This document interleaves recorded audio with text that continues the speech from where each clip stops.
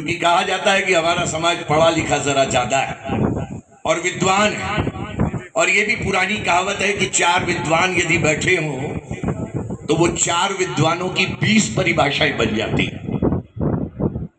जगह जगह हमने छोटी छोटी दुकानें खोल रखी है। विमल भाई, मैं जब भी कभी ब्राह्मण बुलाते हैं, डॉक्टर अशोक साहब बैठे हैं, अभी इनके कल्याण परिषद के प्रोग्राम में भी एज ए चीफ गेस्ट इन्होंने बुलाया था और मैंने वहां पर भी कहा था कि ये जो छोटी छोटी हमने दुकानें खोल रखी हैं, ये हमारी कमजोरी का सबसे बड़ा कारण है। और ये कमजोरी हमारे भविष्य को, हमारे बच्चों को, हमारे आने वाली आगे पीढ़ी को प्रताड़ित कर रही है। और ऐसा महसूस मैं कर रहा हूं, ऐसा महसूस आप भी कर रहे हो, ऐसा महसूस आप भी कर रहे हो। क्या है आपके बच्चों के पास? क्या चीज मिली है आपको? आज एडमिशन लेने जाओ, कौन सी जाति? ब्राह्मण, बाहर बैठिए, नंबर नहीं आएगा। आज नौकरी लेने जाओ, कौन सी जाति? ब्राह्मण, आपका नंबर नहीं आएगा, बाहर बैठो। ये हालात ब्राह्मणों के संग गुजर रही है। और विमल जी की मेरी विचारधारा नहीं मिलती, उनका दल अलग है, मेरा दल अलग है, लेकिन इस मायने में मैं एक हूं कि जब ब्राह्मण के सम्मान की बात आए तो पुरजोर तरीके से विमल जी भी खड़े हों और सतीश शर्मा भी आपके बीच में खड़े हों। जब ब्राह्मण की इज्जत का सवाल आए, जब ब्राह्मण के लिए कुछ करने का सवाल आए, तो हम सबको एक छत के नीचे, एक छतरी के नीचे आ जाना चाहिए। मैं आपको पीछे बैकग्राउंड में ले जाता हूं, मुझे क्षमा करेंगे मंचासीन लोग। जाइए, आजादी के बाद कितने ब्राह्मण, कितने बड़े बड़े कद के लोग हुआ करते थे, किन किन पदों पर बैठते थे। पता लगा कि ये मुख्यमंत्री उत्तर प्रदेश का, ये मुख्यमंत्री इसका, ये मुख्यमंत्री इसका, ये मुख्यमंत्री इसका। इतने ब्राह्मण एमएलए, इतने ब्राह्मण एमपी, आज शून्यता पे हैं। और इसकी कमी क्या है कि जब राजनीतिक दलों के अंदर बैठे हुए ब्राह्मण लोगों में, चाहे मैं हूं, चाहे मेरा राजनीतिक दल है, उनके अंदर एक सोच बन जाएगी कि ब्राह्मण को आगे नहीं बढ़ने दिया जाएगा, ब्राह्मण को आगे नहीं आने दिया जाएगा, तो यही हश्र पूरे उत्तर प्रदेश में नहीं, पूरे देश में होगा। ये बात लग सकती है कुछ लोगों के मंतव्य किसी पार्टी से जुड़े हो, मेरे को भी बुरी लग सकती थी, लेकिन मेरे लिए कहना जरूरी है। और मैं सोचता हूं, कहां गए अपने समाज की बात, कहां गए अपने लोगों की बात, किसके सामने रखे अपने लोगों की बात? वैश्य समाज की मीटिंग होती है, मुझे सौभाग्य क्या, उन्होंने बुला लिया, हरेंद्र अग्रवाल जी का मुझको एक इनविटेशन मिला। मैंने कहा भाई आपकी तो वैश्य समाज की मीटिंग है, मैं क्या करूंगा उसमें? ये नहीं, कुछ लोगों को सम्मानित करने के लिए बुलाया। मुझे अच्छा लगा, मैं भी चला गया। अग्रसेन भवन दिल्ली में मीटिंग थी। जब मैं वहां पर गया, अधिकारी, बड़े बड़े डिपार्टमेंट के इंजीनियर, साइंटिस्ट, जो भी वैश्य समाज का था वो वहां मौजूद था। हमने कहा यार, 1947 की बात से हमारे सबसे ज्यादा ऐसे एक जमाना था कि ब्राह्मण लीड करता था, पूरे हिंदुस्तान प्रदेशों को लीड करता था। आज अधिकारी से जाकर कहो पीछे की भाई ब्राह्मण समाज की मीटिंग है, आपको उससे कहा नहीं नहीं नहीं नहीं नहीं, मेरे ऊपर आक्षेप लग जाएगा कि मैं जातिवादी, मुझे कहा जाएगा कि मैं जातिवादी हूं। क्या हो गया समाज को? ऐसा डरना क्या हो गया? मैं कहता हूं खुले।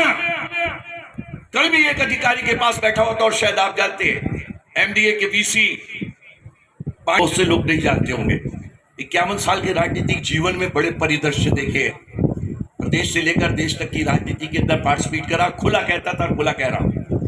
87 के अंदर विजय शर्मा साहब यहां पर कलेक्टर थे, और मुझे याद है उन्होंने भाजपा के भी, कांग्रेस के भी, लोक दल के भी, और दलों के तमाम जितने ब्राह्मण थे लोग, उनकी एक मीटिंग के लिए खाना दिया था उन्होंने अपने घर के ऊपर। और उन्होंने कहा था कि जब तक मैं अधिकारी यहाँ पर हूं, आप ब्राह्मण कानूनी रूप से सही काम कीजिए, मैं खुला समर्थन आपके लिए लेकर आगे चलूंगा। वहां आप ही के दल के सुनील भराला जी हैं, उन्होंने परशुराम का बहुत बड़ा उन्होंने वहां पर वो लगाया हुआ था, उनका शायद परशुराम परिषद के नाम से। उन्होंने मुझे आग्रह किया कि आप हमारे कैंप में ही ठहरेंगे पटेल जी फैमिली के साथ, और ठहरने के बाद मैं चाहता हूं आपका सम्मान किया जाए। उन्होंने बेचारों ने सम्मान किया। लेकिन मैंने जब रात को सोने के लिए जाने लगे तो मैंने सुधीर जी को अपने जहाँ उन्होंने ठहरने की व्यवस्था करी थी वो पूछने आए मुझसे कि सब ठीक है ना पंडित जी। मैंने कहा बहुत बढ़िया अरेंजमेंट है आपका। तो मैंने उनको अपने पास बैठाया। उनके भाई शायद अजय भराला है, अजय भराला जी, वो भी उनके साथ थे। मैंने उनसे कहा यार ये आपकी बड़ी दुकान है या बड़ा ठेका है या बड़ा काम है, अच्छा लगा कि आपने यहाँ पर ब्राह्मणों के लिए किया और यहाँ पर जो भी ब्राह्मण बैठेंगे, आएंगे, सोएंगे, रहेंगे, उनकी दुआ आपको लगेगी, आशीर्वाद आपको मिलेगा। इस समाज का आदमी, ये बात सही हो सकती है, मैंने बार बार कहा और आज भी कहता हूं खुलेआम। आपका विचार हो सकता है कुछ भी आपका किसी दल में हो, लेकिन यदि ब्राह्मण कोई अकेला खड़ा है, किसी दूसरे दल से खड़ा है, तो हमारा परिचय होना चाहिए कि हम पहले ब्राह्मण के साथ है, फिर दूसरे दल के साथ। मेरी बात बुरी लगी हो तो आप बताएं। मैं ब्राह्मणवादी हूं, मैं रहूंगा। जब दूसरा आदमी हो सकता है दूसरा जातिवादी, तो मैं अपने ब्राह्मण को लेकर साथ क्यों नहीं चलूंगा। मैं माफी के चाहते हुए, आपके ऑर्गेनाइजर सब कह रहे हैं कि थोड़ा कम बोलो, मैं माफी चाहूंगा। मैं बहुत परिचित हैं सभी, अलग अलग से नाम लूंगा, लेकिन बहुत सीनियर है। रविदत्त जी हमारे बीच बैठे हैं, न हमारा वो जी का पत्रकार है राजेश है, आलोक जी हैं और अपने भूदेव जी हैं और बहुत मातृशक्ति, यहाँ बहुत विद्वत मंडल बैठा हुआ है। सतीश जी से तो पहले जब भी कब कांग्रेस की बात होती थी तो सतीश जी का बहुत वर्चस्व था। अपने अजय मोहन जी और जो नए लड़के और समाज के लिए कुछ करना चाहते हैं उनको भी साधुवाद और बधाई, और हमेशा हम लोग आपके साथ खड़े रहेंगे।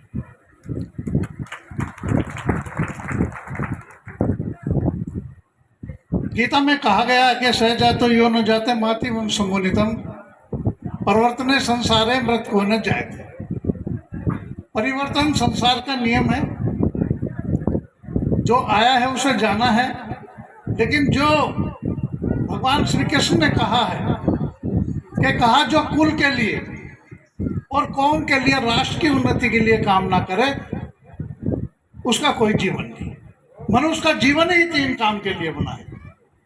कुल के लिए भी काम करना चाहिए, और जो कुल यहाँ बैठा है उसका विचार के उसको आगे बढ़ाने का काम हम सब लोगों को करना चाहिए। मेरे से पूर्व में सतीश जी ने भी रखा, एकता होनी चाहिए। कहीं जाके हमारे प्रभाव के कारण कोई आगे बढ़ता हो तो उसको भी बढ़ाना चाहिए। कई विषय यहाँ आए हैं, लेकिन मैं जो मुख्य विषय है, अब मैं समझता हूँ कि हमारे बच्चे, युवा युवती, परिचय सम्मेलन भी और कैसे उनको जीवन में अच्छे परिवारों को मिलाने का काम ये संगठन करे, ये आज इस संगठन की मैं समझता हूँ मूल भाव में है।